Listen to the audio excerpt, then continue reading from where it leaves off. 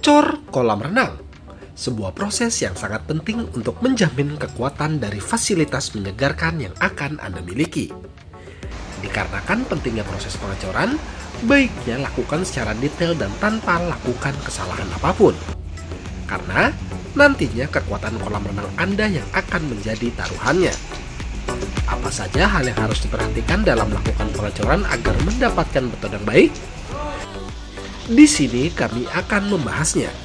Jadi, selamat menyaksikan.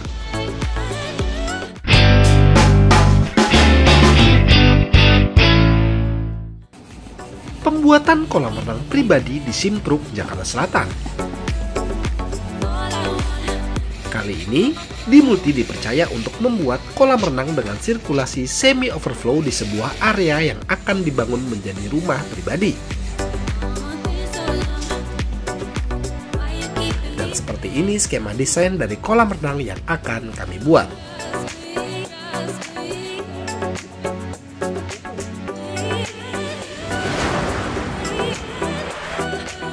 Kolam renang yang direncanakan memiliki ukuran 10 meter dengan lebar 4 meter dan kedalaman 1,1 meter rata ini akan memiliki bentuk yang cukup unik dan terlihat mewah. Ada 2 lengkungan di setiap sisi lebar kolam renang, di mana pada salah satunya akan dijadikan sebagai tangga permanen untuk mempermudah akses dari para pengguna kolam renang.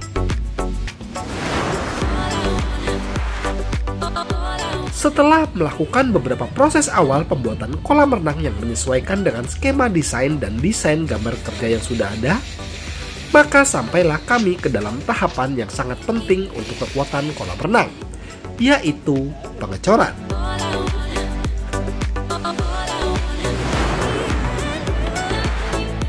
Sebelum dan saat melakukan pengecoran, sebenarnya ada beberapa hal yang harus dilakukan agar proses ini dapat berjalan dengan lancar dan juga menghasilkan kekuatan beton yang maksimal. Apa saja hal tersebut?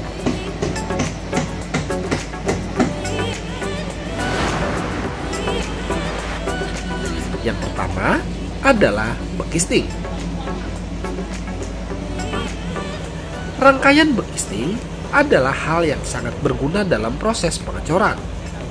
Walaupun hanya bersifat sementara, rangkaian bekisting merupakan hal yang wajib ada dalam setiap pembuatan ataupun renovasi kolam renang yang mencakup proses pengecoran. Bekisting berguna untuk membantu mencetak beton sesuai dengan desain kolam renang yang diinginkan. Bekisting nantinya akan membantu menahan berat beton yang dimasukkan ke dalam sehingga membentuk dinding dari kolam renang. Umumnya, rangkaian ini dibuat dengan menggunakan material papan triplek, kayu kaso, bambu, dan juga balok. Walaupun bersifat sementara, Anda wajib memastikan bahwa bekisting ini dibuat dengan benar agar tidak mudah rusak selama proses pengecoran berlangsung. Karena jika itu terjadi, Anda akan membutuhkan banyak tambahan waktu dan juga biaya untuk menyelesaikan proses pengecoran yang sedang dilakukan.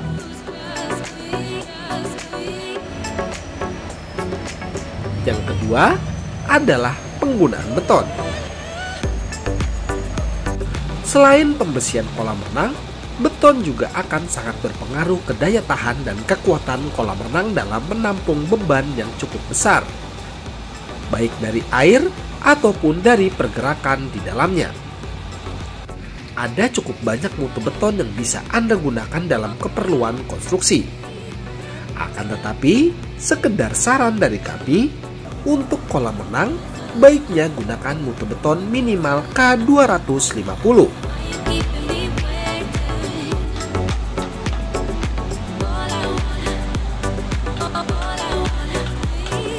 Dalam setiap pengecoran yang dilakukan di Multi, kami selalu menggunakan mutu beton di atasnya, yaitu mutu K300.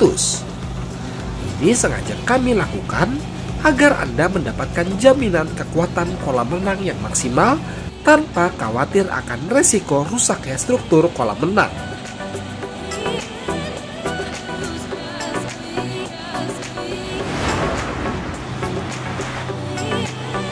Yang ketiga adalah penggunaan vibrator.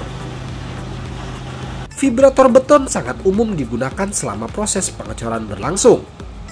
Alat ini berguna untuk menggetarkan rangkaian besi yang ada di dalam casing, khususnya pada celah-celah sempit di dalamnya.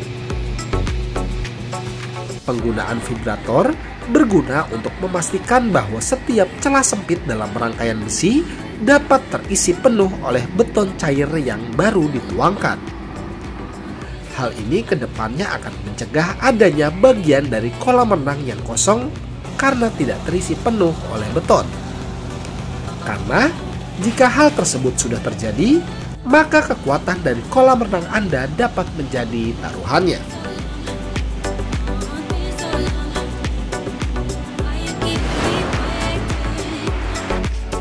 Yang terakhir adalah proses pengerjaan.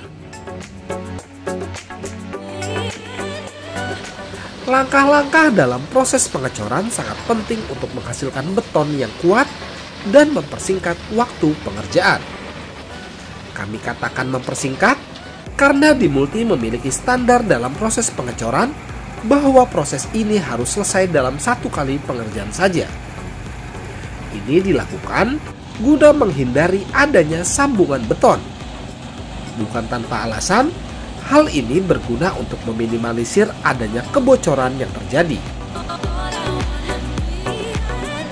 Proses pengecoran yang kami lakukan selalu dimulai dari sisi lantai terlebih dahulu. Kami selalu mengarahkan beton untuk mengisi ke bagian yang lebih dalam terlebih dahulu seperti pondasi cakar ayam. Setelah beton tercukupi, lalu kami meratakannya sehingga membentuk bidang lantai yang rata.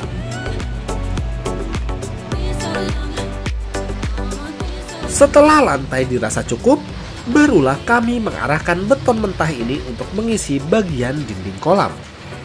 Urutan ini penting diperhatikan agar cor pada bagian dinding tidak melorot turun ke sisi lantai dan memperlambat proses pengecoran.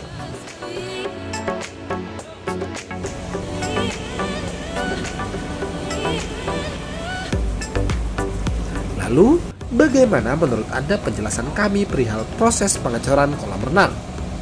Apakah cukup rumit atau malah sebaliknya?